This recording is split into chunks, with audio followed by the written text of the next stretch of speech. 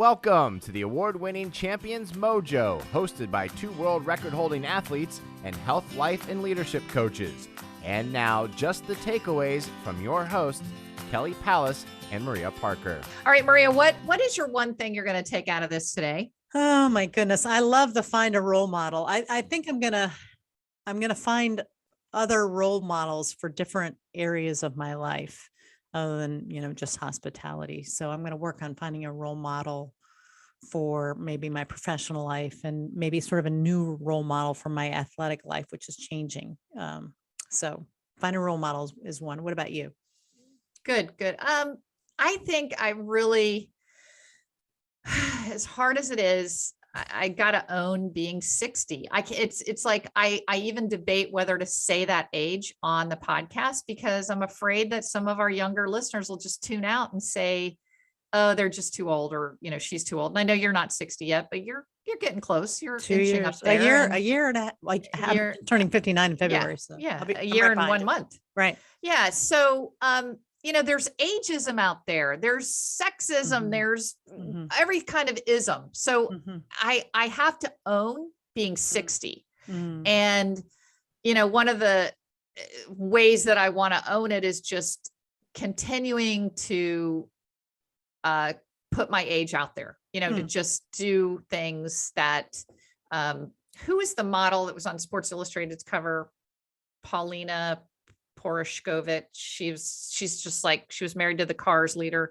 She's one of the few, and it's not just about beauty or what we look like, but just continuing to be productive. But she's taking a stand saying she's going to be one of the few people that you see in Hollywood that doesn't do, plastic surgery, that doesn't, that shows people what it looks like to age as a woman. And she said that in Hollywood, you basically go from being a 35-year-old to being Betty White. There's nobody in between. And I love that she's owning her age. So I kind of want to own it from an athletic perspective, from a podcasting perspective, from a production perspective, of writing books, and saying, that it's just, it's not over. I'm not trying to sit in a rocking chair at 60, but I know when I was 30, 40, I thought 60 was like, get out of here. You're 60. I don't want to hear what you have to say. And that's what I got to do. And it's not easy.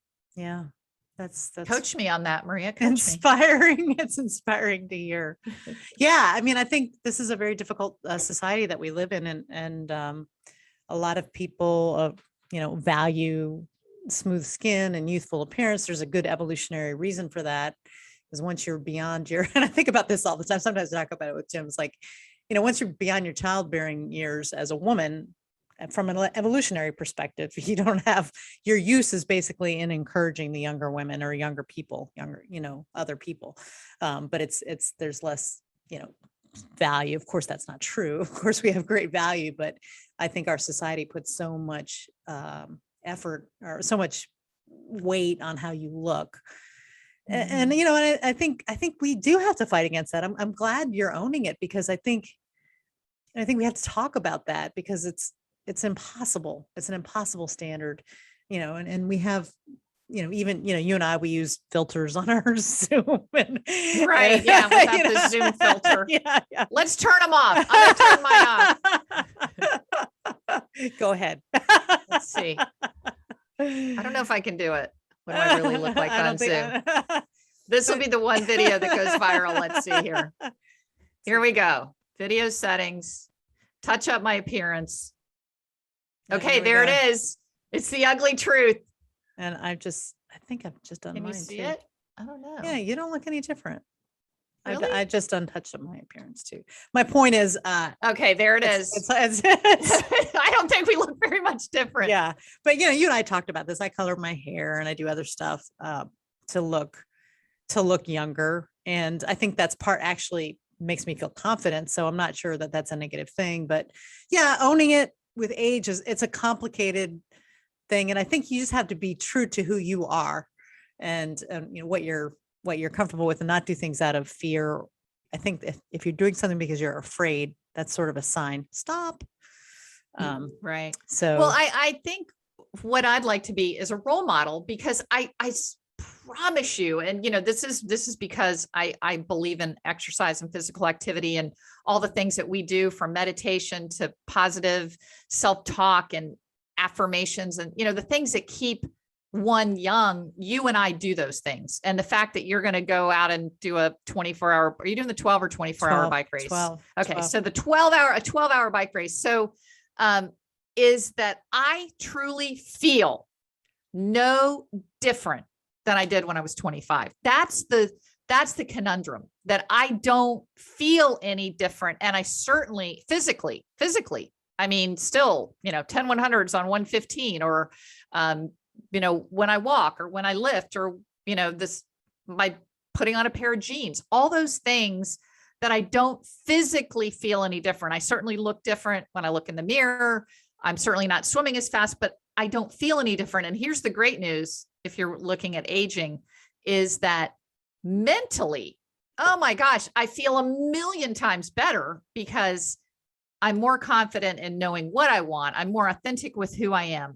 And that's what being older gives you, is that this is who I am. These are the things that are important to me. These are the people that are important to me. There's no more BS. You don't have to prove to some, high school football player that you're this or that, so I really think that it's the best way to get to an older age. And so maybe we can be role models for thinking, hey, life doesn't stop when you turn 60. It can just get started, as a matter of fact.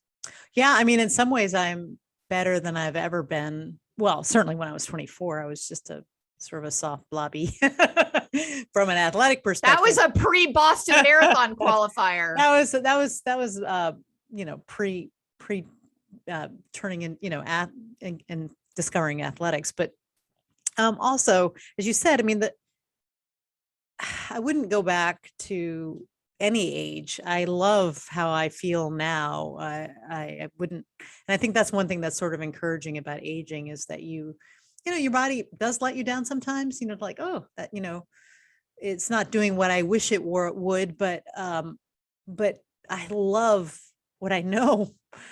You learn, and it's so great to be here and not back when I was 24 or 34 or 44 or even 54. I really like knowing what I know. And, I think life just gets better, but also I am challenging myself to learn new things. And there are some things that I'm learning that I've never been able to do before. So that's always possible too. You can never stop growing. And my dad is a great example of that. I was just talking to him the other day, and he is further advanced in terms of technology than I am. He was telling me how he set up his whole house for voice recognition. And he's always, he's always thinking that that he's going to die and leave my mom, which is probably not going to happen. But, so he's got the remote set up, so she just has to talk to it. And there's shopping lists that automatic, and he just is way ahead of me. And he's always studying, and he gets out there. He's 91. He walks at least a couple miles a day. And he just told me his strength training routine, which I didn't know. Apparently he's been doing it for years, but he does sit-ups and push-ups, and, he's such an inspiration to me. And seems happier and calmer than maybe I've ever known him to be. So there's that to look forward to. And it beats the alternative. So that's right. Exactly. All right, Maria, another great one. Yeah. All right. Great spending time with you. Love you. I love you too. Bye-bye. Bye. You've been listening to the Champions Mojo podcast with host Kelly Palace and Maria Parker. Champions Mojo is produced by Cabra Media, and a new episode debuts every Tuesday. Subscribe wherever you listen to podcasts and leave us a 5-star review. Follow Champions Mojo on Twitter, Instagram, and Facebook @Champions Mojo.